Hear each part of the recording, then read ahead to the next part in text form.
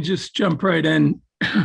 And clearly, inflation has been one of the biggest topics of discussion in the media and also for investors in trying to sort out the outcome of the inflation debate is going to be critical to our investing strategies as we move forward.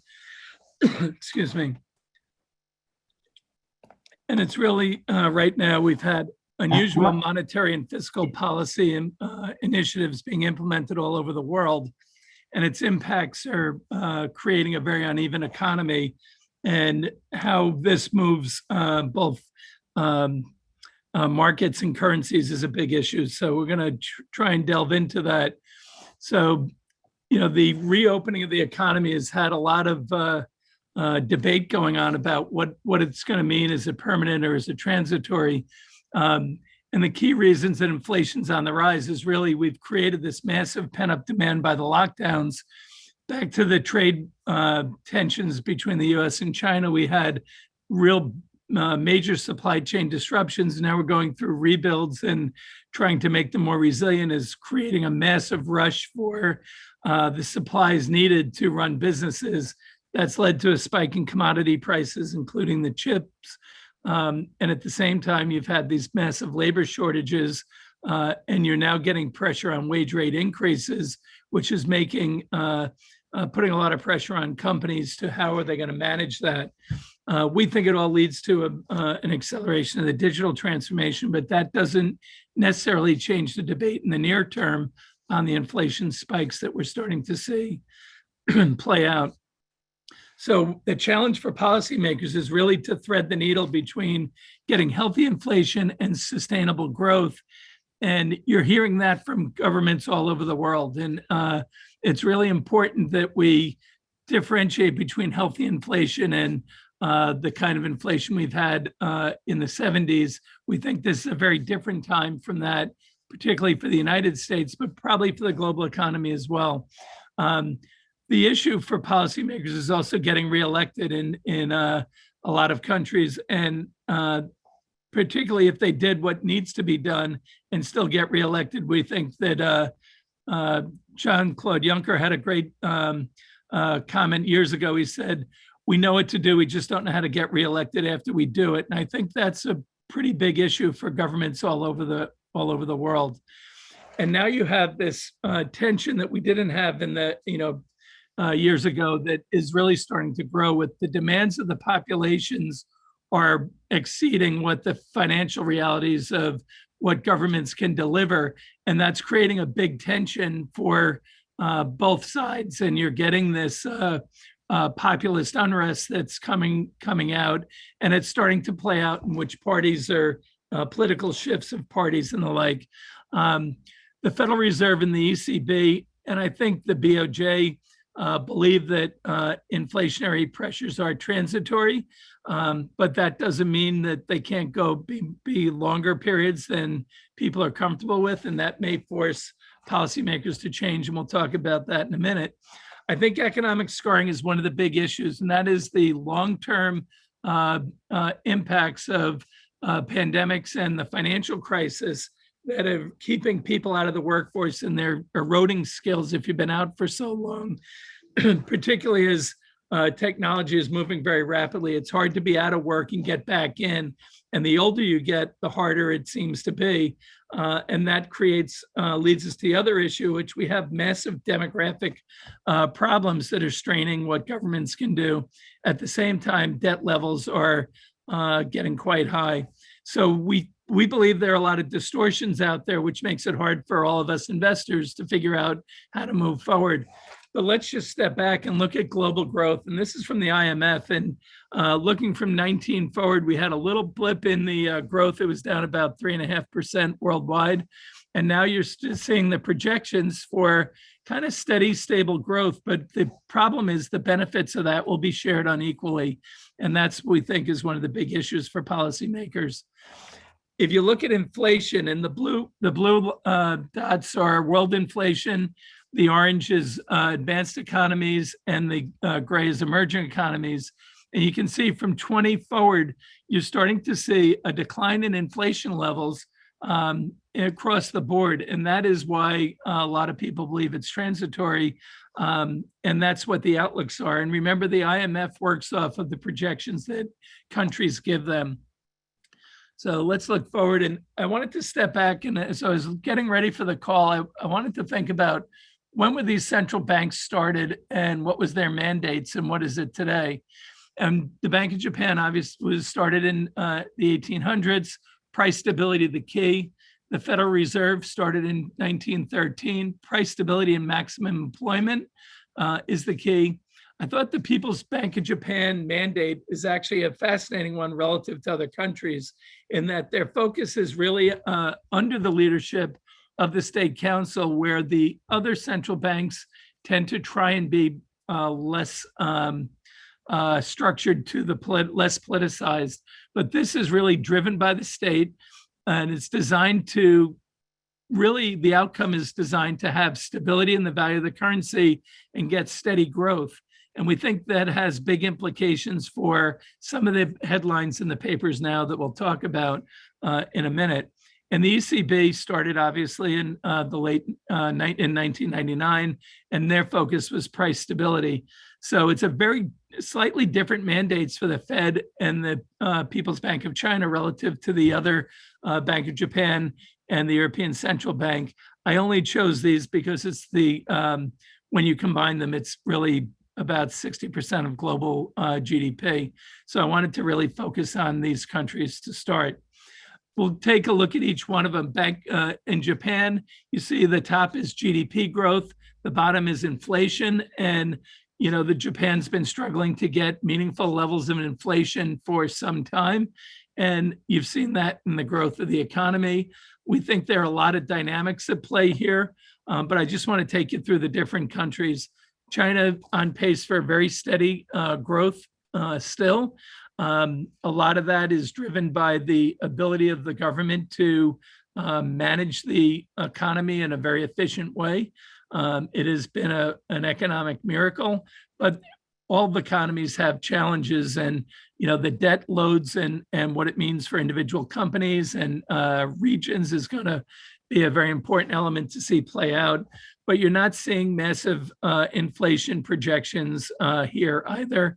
If you go to the Euro area, again, not much growth, but still a steady improvement from over the next several years. But inflation is really struggling to get to the 2% level that they're trying to achieve.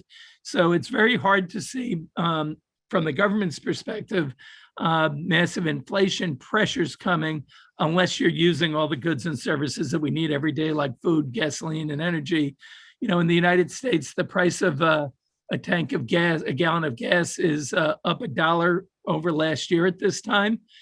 So every 10 cents is basically about 13 billion annualized for the United States consumer, money out of their pockets. So you can do the math on that.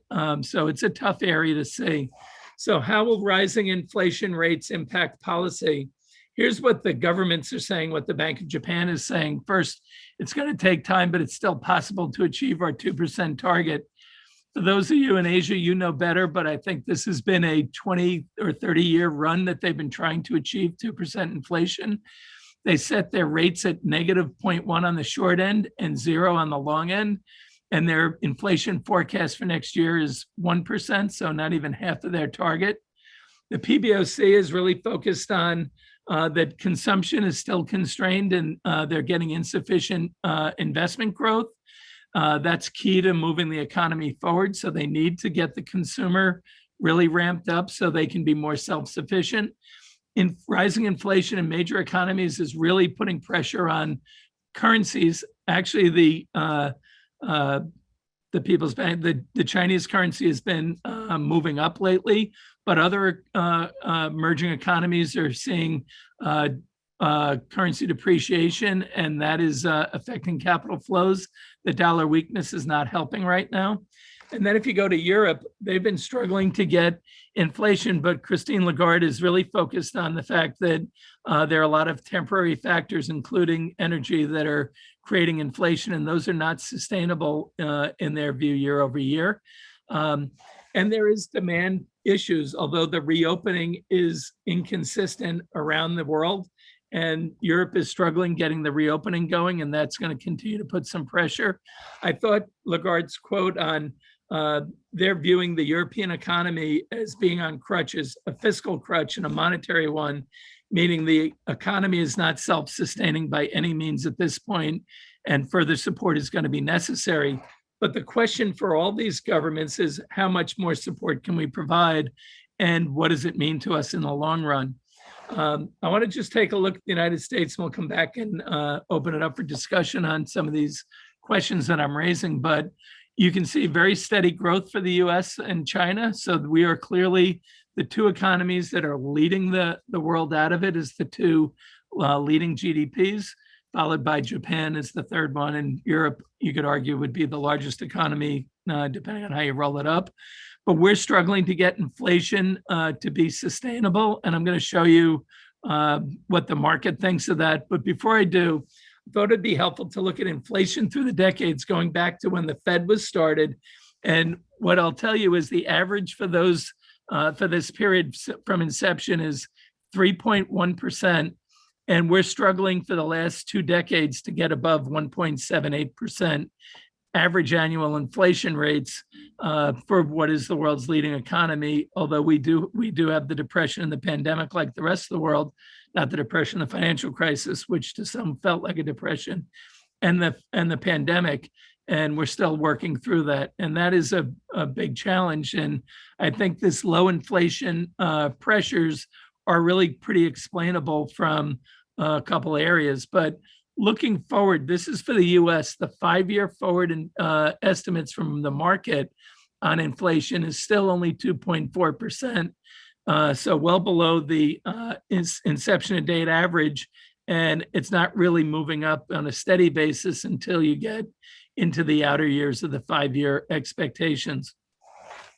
So what's going to make a difference? And I think around the world, we're seeing this. I just have the numbers on the US and China, but look at the growth of the digital economy as a percent of the overall GDP for the US. To 18 was 9.9%. If you get the numbers, which I just received for 2020, it jumped to 10.3%. China is moved up to 7.8%. And in 5-year projections to get that to be the digital economy to be 10% of the Chinese economy. Why is this important? Well, the digital economy is producing greater output than the overall economy in the US, and we think the same would apply for the rest of the world. And it's bringing down prices. And this is kind of the, whether it's Amazon or Alibaba, but the pressure of these digital marketplaces to lower prices and the digital economy to allow price realization to come in is really putting pressure on companies to do more with less and to manage their costs so that they don't pass on as much, because that is the competitive edge that a lot of them have. So how will it impact fiscal and monetary policy? I think the leading countries believe it is transitory in the inflation. We're in that camp, although we think it's going to run a little longer than we expected, maybe 2 to 3 quarters more. We think we're going to be watching wage pressures to show up in the wage bill rather than the wage rate. I think this is an important concept that's missed by the media. The wage bill is what a company would actually pay for their total wage cost in a period. The wage bill is the rate an individual gets. Why is this important? If you substitute capital for labor by bringing in robotics and the like and have fewer workers, but you raise the wage rate for those workers, you can still have a lower wage bill and be more productive and not have the wage inflation, which is in the 70s.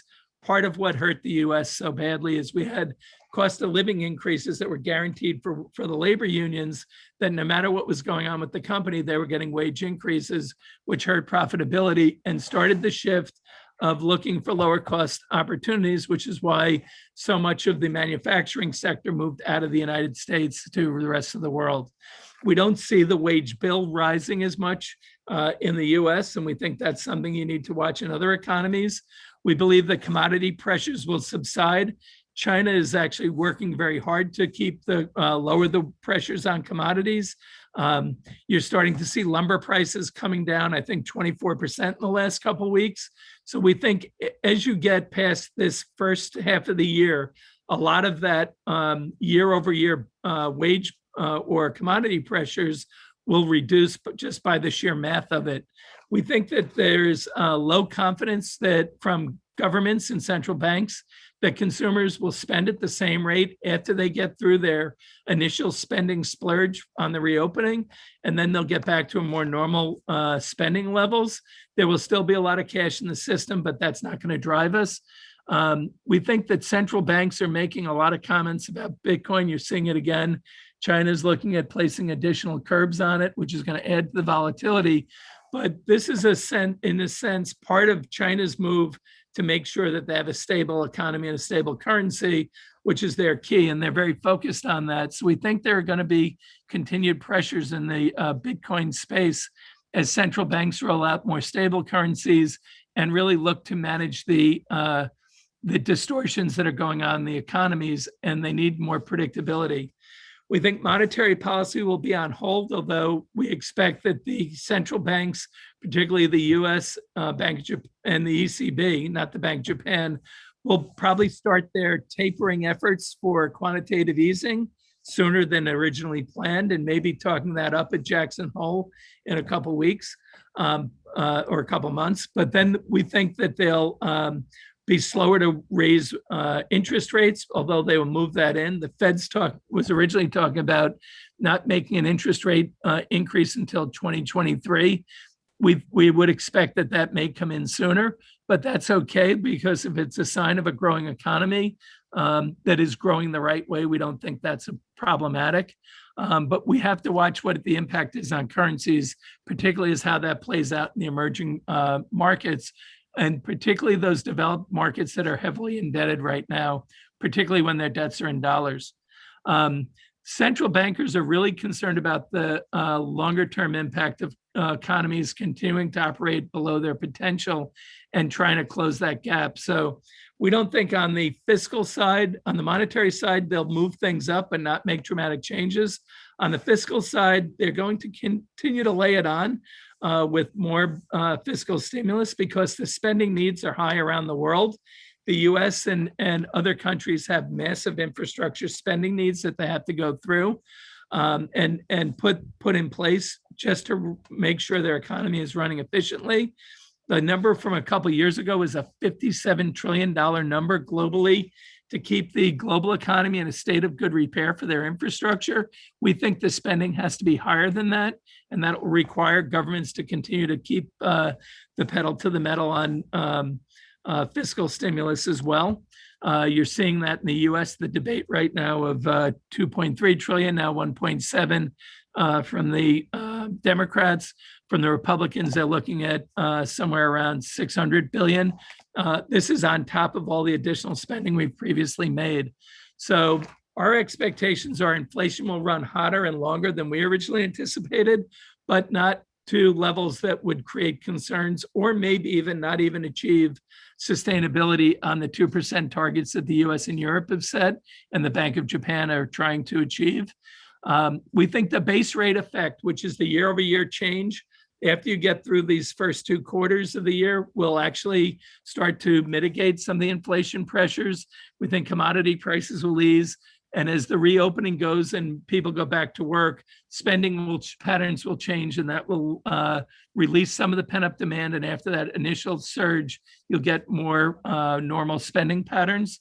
We think the supply chain distortions will correct as you get through and work through some of the issues around semiconductor chips, port issues. We had the Suez Canal issues that we've had in the Middle East that created distortions as well. But we think that innovation, productivity, and education will be the key. I left off education here, but for the long-term inflation, that is going to be one of the key issues. We think if you're favoring equities, it's the place to be, particularly in the developed economies, and particularly with a focus on avoiding the highest and lowest valuation stocks. High EPs without strong earnings are going to get slaughtered, and they already have been to a sense. Low valuation stocks with, we think many of them have earned it, and making the shift to a more digital economy is going to be more difficult for them.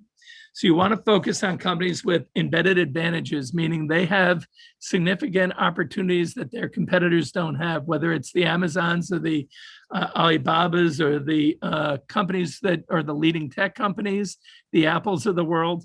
But there are other companies that have really seized the opportunity to move and embrace digitalization at a higher rate than other companies have, and that's going to create a major advantage. Earnings are going to be the issue this year, not multiple expansion. With rising rates, multiple expansion is more difficult. This is going to really make earnings the focus, and that's going to be the determinant for which companies win. We think you have to be very highly selective with the rest of the world, and we favor China and the US as the leaders, although there are other countries in Asia that I would focus on. They're just not as big economies for me to be as versed in as you guys will be. But the digital transformation theme continues to be underappreciated. We think only about 25% of the companies have really embraced the cloud yet. That means big opportunities for more cloud digital transformation issues there. Infrastructure spend is going to continue to increase. Innovation in healthcare is going to drive a lot of what we do in the economies. Cybersecurity is going to remain an issue, and security overall with continued societal strains between countries. And then we like financials with slightly rising rates. So I'm going to stop there, Mark. We covered a lot and open it up for questions. Sure. Thanks, Stephen. So we have different perspectives here than our normal 11s, whichever one's welcome to join if they want to keep revisiting this. Any questions, comments?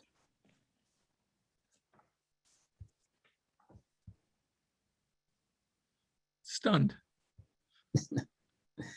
Underwhelmed? Overwhelmed? Usually, wouldn't be surprised with Francis. We haven't seen you for a while. Why don't you give your, you're sort of in the thick of it, micro-wise, and across the continent, Asia. Yeah, it's thank you, Stephen. It's good to hear your voice again. It's been a while, and it's I guess from my perspective, the supply chain issues, a lot of things that you said, Stephen, I agree with in terms of digitization, the opportunities in digitization, and the difficulty of actually making those implementation, those projects. So, for example, a lot of the companies that we're working with right now, you look at their back office or the way that they're managing the supply chain in terms of either sourcing to contract and how many people they could take out in those different processes, or in the procure to pay space, and how different technologies can play a role. My sense is that it's going to be very, very difficult for the majority of companies to leverage these opportunities that they have. The lack of understanding within senior management and commitment to getting out there. They've been through so many botched SAP implementations that they're really gun shy about going to Ariba and saying, okay, give us a new procure to pay system. And I think many companies right now are really struggling with not being able to travel. And this is something that I think is going to have an ongoing impact. So in some ways, I'm more pessimistic about inflation, because I see day in and day out the rising prices I've in the last month, I've looked at 10 to 20% price increases from suppliers that we're dealing with right now. So I'm a bit more pessimistic about inflation. I think it will be more sustained. And just one thing regarding the People's Bank of China is one thing that I find many people say about admiration for China is this sense of omnipotence on the part of some of the leaders. And I think the PBOC has played a good hand over the years. But from what I can tell, I see a lack of understanding of fundamental economics. And so I'm concerned as to whether or not once the demographic wave passes us, and once this, you can't just keep fixing things by more people or more investment. It's just diminishing returns to scale. That I think China is in a much weaker position than your analysis. Yeah, I would say that I agree with you on there. There are a lot of challenges, and I think the demographics one is a major one. And I do think that there are some political dynamics at play that how countries play their hands going forward is going to be a big determinant as to how successful they are in having a broad enough market to sell to. And I think the Belt and Road Initiative is interesting, but it also has some risks that for blowbacks that I think are going to be a challenge as well. So I don't think it's all smooth sailing. I just think in the near term, China and the US should be the leading economies coming out of it because they have a more stable starting point. I think the issues are all major economies have major issues. There's no denying it, which is why immigration policies and education issues are going to be key.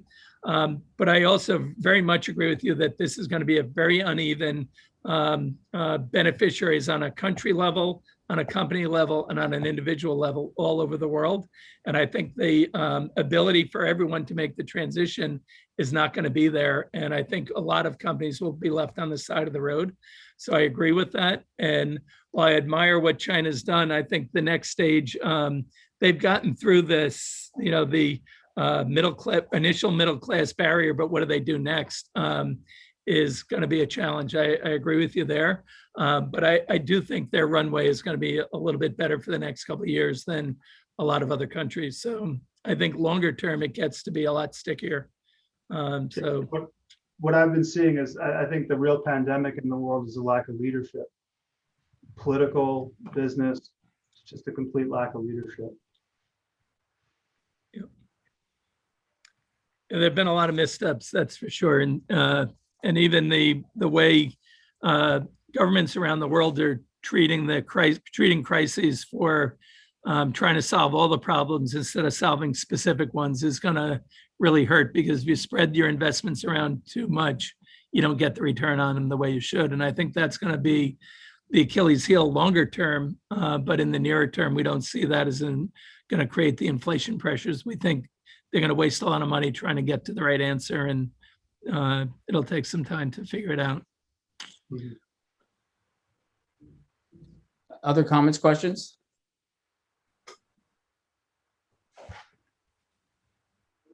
Yeah, Mark, one comment from my side. If we have 5 minutes, I think it was an excellent presentation, Stephen. Thank you.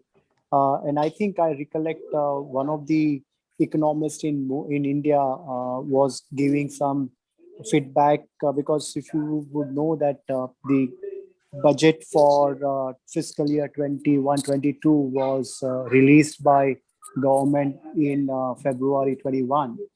And I think one of the economists mentioned that the inflation situation in the Western world, especially in USA, is going to be very difficult and hard for Indian currency. And, the projections and the estimates, budget estimates probably may not be achieved by the government. And we are looking at a higher fiscal deficit for India.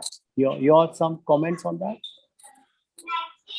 Well, yeah, when there's so much dollar debt held and, we have such divergence in yields around the world, and, the US currency has weakened a bit this year, but we do think that there are going to be continued strains from how the US moves, and the rate differentials are part of the problem. Currency moves that have been exaggerated in short periods are part of the problem, but I think there will be strains in the emerging economies that will be pretty severe because of internal issues and global issues. So I think India has a whole set of issues that they're working through, from not only health but economic issues that that are going to be strains. But I think a lot of the emerging economies are going to be under pressures from the inflationary pressures that get passed on to them, and how can they absorb them in their systems. That's going to be difficult. And, as oil prices move up, that's going to be a bigger challenge, although we question how sustainable the oil price moves are as well. So it's going to be a tough run for a lot of emerging economies, in our view. This is going to be a very uneven and very unfair outcome for a lot of countries. Yeah, thank you. Thank you. Yes. Anyone else? I see Jinkyu, you're on. If you've got a view on this across markets, growth or inflation, or perhaps Brian.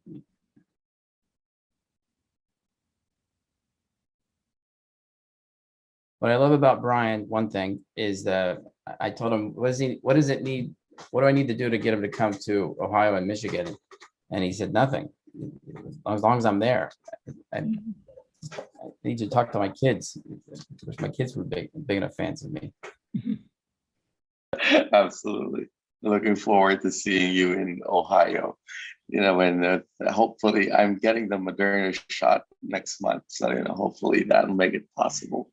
Yeah, thank you, Stephen, for that wonderful presentation as usual. I think I'll be attending the Asia one and the US one anyway. So I'll definitely look forward to the long version of that as well.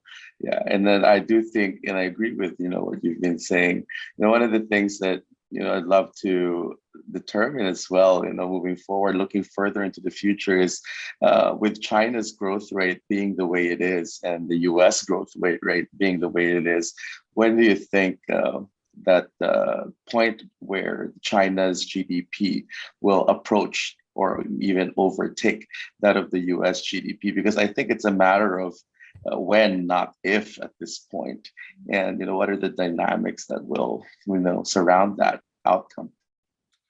I think the IMF numbers would be somewhere around 2030, but I'm not sure that's going to happen, to be honest with you. If you go back to the 80s, we said that, when was Japan going to pass the US too? I think it's a very different case when you have a much larger country, but I would like to hear from the people on the ground. I think Francis had a view that is it sustainable or not. I think there are issues. The debt issues get bigger. Keeping people employed gets harder and harder as you get bigger and bigger. And the engineering the economy in the early stages, where everyone's benefiting and having a lot of rising living standards, when they get to be divergent, then it gets harder for policy to keep everybody happy, and that creates greater strain. So I think their challenge for the government gets a lot harder as the economy grows. And even in the US and Europe, the inequality issue is becoming a much harder issue for politicians to deal with. And if you start to have greater inequality, how does that play out in countries like China? So I think it's not a smooth path and a guaranteed path that they get there. They have the potential to do it, absolutely, but executing on it and requires that you have good relations and bigger expanding markets, unless they're going to try and do it with primarily individual internal consumption and domestic consumption. I don't think you can do that and get as big as the US and China are going to be. So how the global relations play out is going to be very important. And there are strains right now with Australia. There are strains with the US. There are some strains with Europe, although Europe's trying to figure out their relationship with the US and China and how that plays out. So I think that's going to be, I think it's not clear that they get there. The US can stumble easily too along the way. We're not a Swiss watch either. So I think it's going to be a challenge though for them to get there. I don't think it's a guarantee.